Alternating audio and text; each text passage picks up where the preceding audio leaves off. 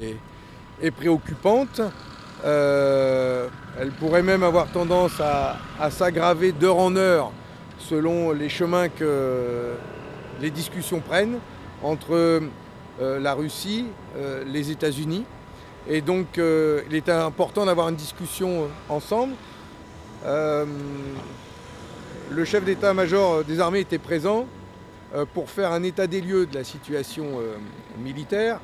Et l'essentiel de la discussion a été porté sur la menace russe, et exclusivement sur la menace russe, et donc sur les moyens de la conjurer, de la retenir, etc. Et on a aussi beaucoup parlé sur les conditions d'une paix solide et durable, et qu'est-ce que ça veut dire et quel contenu on y met.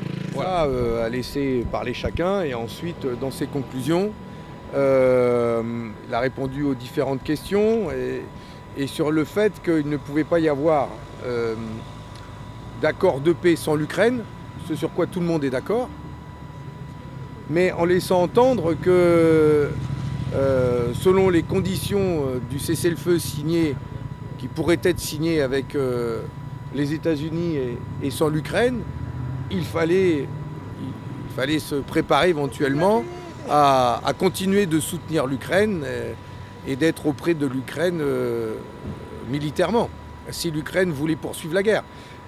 Ce qui peut susciter des inquiétudes, et ce qui suscite chez moi des inquiétudes. Ces échanges avec le président américain et la poursuite des échanges avec les dirigeants européens. Tout le monde est d'accord pour dire que la situation est grave. On est plusieurs. Nous avons été plusieurs à dire, et j'en fais partie, que la France devait faire entendre sa voix, et parce qu'elle a une voix originale et forte à porter. D'abord parce que nous avons la dissuasion nucléaire, nous sommes une puissance nucléaire, et donc rien que par cela nous avons un rôle à jouer. Nous sommes aussi membres permanents du Conseil de sécurité, et pour cette raison, la France a toujours été un pays qui se distinguait et qui pouvait jouer un rôle. Mais tant en dialoguant avec la Russie, mais ce n'est pas la voie que choisit M. Macron, que de dialoguer avec les États-Unis. Et c'est ce qui va être fait. Et donc beaucoup ont insisté sur le rôle de la France, d'autres sur la réalité de la menace russe, la guerre informationnelle, technologique, hybride, etc. Nous avons été plusieurs à pointer les contradictions qu'il y a à discuter avec le président des États-Unis et peut-être le pousser dans ses retranchements, et de l'autre côté de rester dans l'OTAN et de construire une politique européenne de défense dans l'OTAN. Et donc comment être non aligné tout en restant aligné. Et pour ma part, moi j'ai pointé le fait que c'était forcément compliqué, qu'avec les sorties du président Trump, l'OTAN aujourd'hui est caduque de fait, et qu'il était important de construire une autonomie européenne de la défense, et ça veut dire d'abord d'acheter européen, d'être souverain en matière technologique, et de ne plus dépendre de technologies étrangères, et notamment des États-Unis. Et ça, nous avons été nombreux à le dire et à le souligner. Bon, le président a dit qu'il y travaillait, maintenant on verra. Non, mais il y a un débat qui est prévu à l'Assemblée nationale, là, début mars, et donc ça sera l'occasion pour chaque groupe de s'exprimer. Et je souhaiterais, nous l'avons dit, à ce qu'il y ait un vote à l'issue de ce débat, mais en tout cas que l'on puisse chacun nous exprimer. Voilà. Je vous remercie. Partir un petit peu avant la fin, parce que je pense qu'on a tous des contingences un peu aujourd'hui. Voilà, la réunion se prolonge un petit peu, et je suis vraiment très désolée d'avoir dû partir avant la fin. Donc on a eu une présentation extrêmement détaillée, et du chef de l'état-major et de l'adjoint du directeur des renseignements. Puis évidemment le président de la République a pris la parole.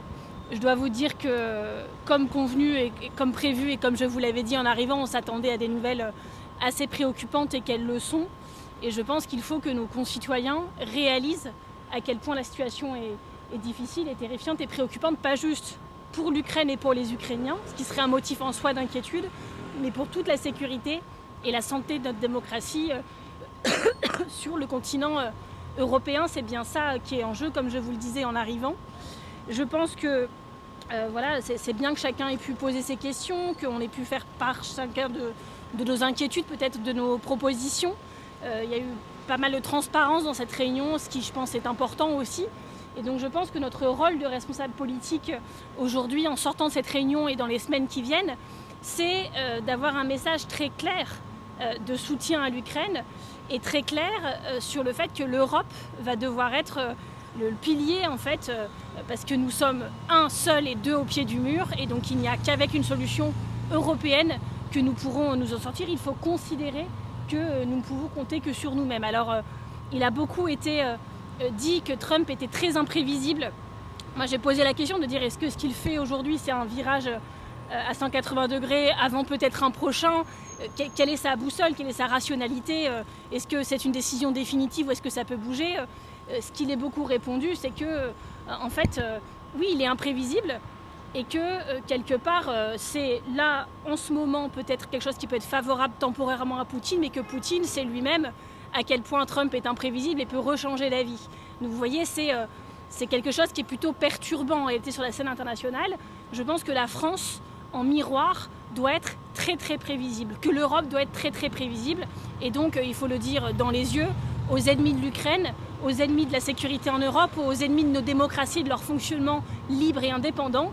Nous serons prévisibles, nous serons de ce côté-là, et il faut que chacun puisse se le tenir pour dit. Voilà tout ce que j'avais été la seule à parler de deux choses. La première chose, c'est le fait que pour moi la présence du Rassemblement national autour de cette table m'interrogeait, et j'ai exprimé clairement le fait que l'on allait parler de Trump, que l'on allait parler de Poutine, mais enfin que si ces deux-là avaient à désigner leur poulain, leur vainqueur de cœur pour 2027, on savait qui c'était. Et qu'il fallait pouvoir se le dire quand on parle de déstabilisation de nos démocraties, c'est bien au service d'un parti, c'est bien pour faire gagner quelqu'un, et c'est eux. Donc je l'ai dit, ça n'a pas forcément été relevé ni par lui ni par les autres, mais je suis fière que les écologistes aient pu le poser sur la table. La deuxième chose, c'est qu'on a beaucoup parlé évidemment voilà, de la position de la France, des droits humains, et moi ce que j'ai posé sur la table, c'est qu'on ne peut pas avoir de double standard. C'est-à-dire que quand on parle des droits humains, quand on parle par exemple du million de morts qui a déjà fait ce conflit et de morts et de blessés graves, quand on parle des exactions, quand on parle du massacre de Boutcha, c'est important de le faire, il faudra toujours le faire, mais il ne faut pas le faire que pour l'Ukraine. Et donc j'ai alerté aussi sur le fait que ce qui se passait à Gaza, Trump par exemple qui dit qu'il faut évacuer en fait tout le monde, virer tout le monde et y faire une Riviera, c'est aussi un sujet qu'il faut dénoncer avec la même force.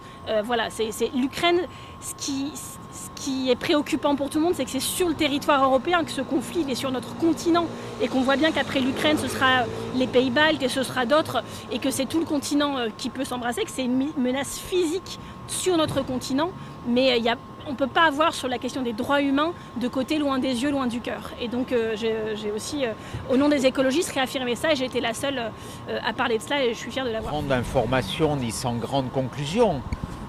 Dans un moment d'extrême humiliation pour la France et l'Europe, ce qui s'est passé à Riyad, qui a totalement exclu les Européens et qui a totalement exclu la France, c'est malheureusement la concrétisation d'une longue stratégie erronée, de rupture avec la vision gaullienne de la France, d'un État-nation, d'un État et d'une nation d'équilibre non alignée entre la Russie, les États-Unis. On s'est engagé de façon sans doute inconsidérée et sans grande réflexion dans une vision très belliqueuse.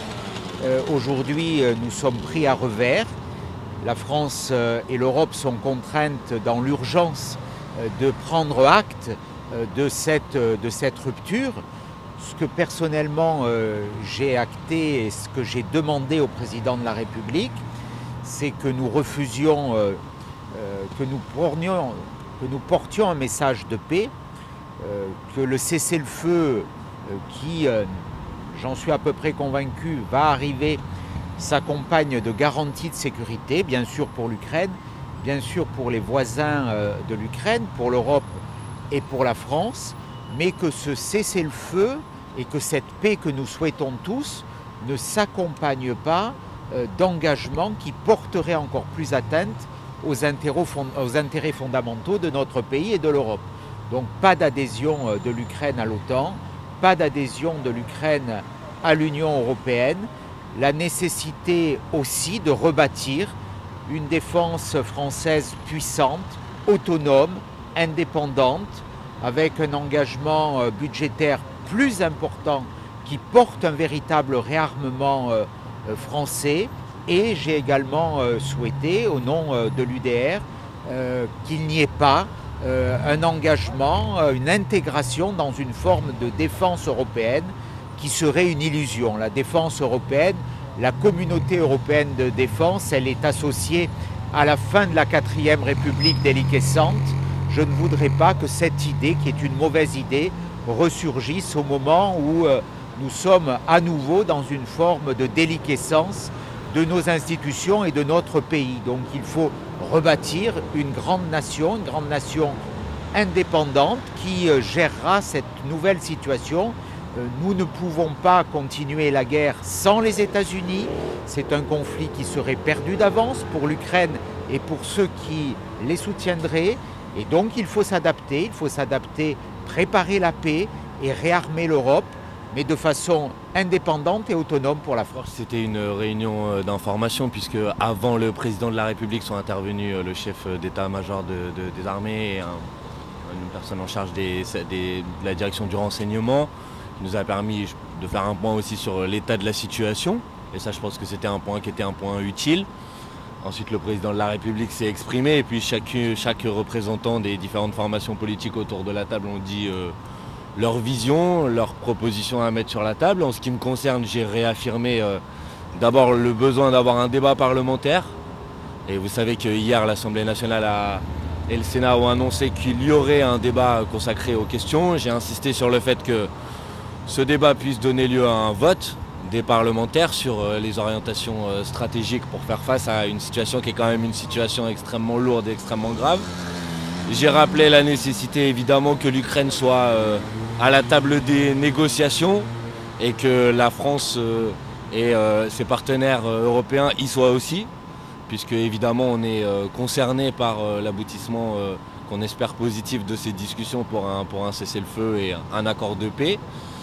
Et j'ai eu le sentiment, si vous voulez, qu'on commence petit à petit en France à prendre conscience d'une forme d'aveuglement atlantiste dans lequel le pays s'est enfermé ces dernières années, que les dernières déclarations du président Trump amènent un certain nombre de responsables politiques à commencer à s'interroger sur comment la France est effectivement indépendante, non alignée. J'ai entendu le président de la République pour la première fois devant moi utiliser ce terme de non-alignement qu'il a repris à son compte. Et ça, c'est un point dont je me satisfais. Après, je ne suis pas sûr que les conséquences stratégiques aient toutes été tirées de ce non-alignement, puisque j'ai encore beaucoup entendu parler de l'OTAN comme étant en quelque sorte une obligation dans l'architecture de sécurité qui doit être construite en Europe. Et donc je trouve qu'il y avait une certaine forme de contradiction entre à la fois dire on a besoin d'être indépendant et à continuer à considérer que l'OTAN était en quelque sorte indispensable à l'architecture de sécurité. Pour ma part, j'ai interrogé le président de la République, au contraire sur la nécessité que ces discussions elles aient lieu au sein de l'Organisation des Nations Unies, ce à quoi il m'a dit que ça faisait partie de ses volontés que les Nations Unies puissent prendre position sur ce sujet et que pourquoi pas les Nations Unies soient associées à cette architecture de sécurité indispensable, aux garanties de sécurité indispensables qu'il avait l'intention de se rendre aux États-Unis. Alors, la France est déjà engagée dans un soutien à l'Ukraine. Le cœur de la discussion, là, était plutôt, puisque les discussions sont engagées pour un accord éventuel de paix, en tout cas, il y a des discussions qui se sont ouvertes, quelle était la position que la France défendait, c'est-à-dire la nécessité que l'Ukraine soit autour de la table des discussions et la nécessité, pour que cette discussion de paix puisse aboutir, qu'il y ait des garanties de sécurité qui soient mises sur la table, faire en sorte que s'il y a un arrêt de la guerre, et je pense que c'est ce qu'on souhaite tous, ça ne se traduise pas par une nouvelle guerre dans plusieurs mois ou plusieurs années. C'était ça le cœur de la discussion. Ensuite, la question, parce que je sais que cette question a donné lieu à pas mal de débats en France, la question de troupes a été évoquée. mais elle n'a été évoquée, en tout cas dans cette discussion, que comme ne pouvant être qu'à l'issue d'un accord de paix et de la conclusion d'un accord de paix, pas antérieur à un accord de paix. Voilà. Pas par le président de la République. Par contre, certains autour de la table ont interrogé le sens de sa présence, puisque M. Alliot était présent à l'investiture de Donald Trump, et que forcément, puisque au cœur de la discussion, il y avait les rapports avec la Russie, mais il y avait aussi les rapports avec la nouvelle administration américaine, que sa présence autour de la table pouvait interroger. Voilà, certains ont pris la parole sur ce sujet.